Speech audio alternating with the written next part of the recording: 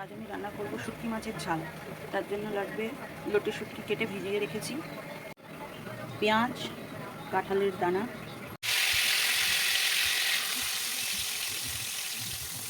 প্রথমে জিরে ফোড়ন দিয়ে তারপরে পেঁয়াজটাকে ভালো করে ভাজা ভাজা করে নিতে হবে। পেঁয়াজটা যখন ভাজা ভাজা লাল লাল হয়ে যাবে, হালকা পিঙ্ক কালার হবে, তারপরে আমি বাকি ইনগ্রিডিয়েন্টসগুলো দেবো।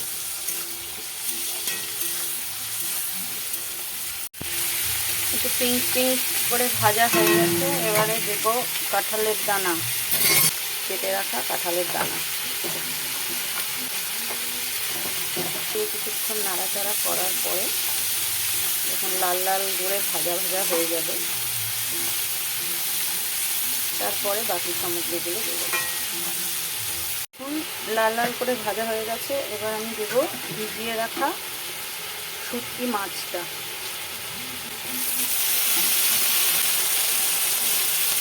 দেওয়ার পরেও একটু ভাজতে হবে যতক্ষণ না এটা চামচ মতো আদা বাটা, রসুনের পেস্ট, একটু জিরে গুঁড়ো,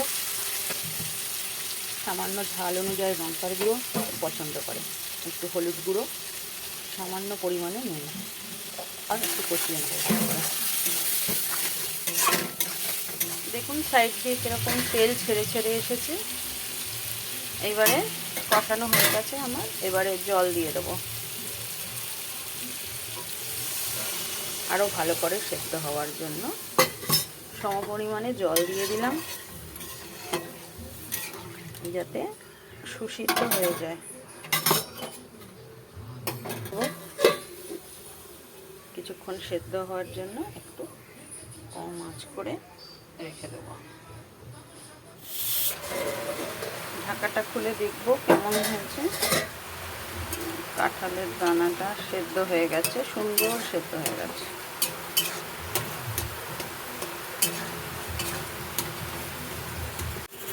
আমার কাঁঠালের দানা দিয়ে শুটকি মাছ রেডি হয়ে গেছে।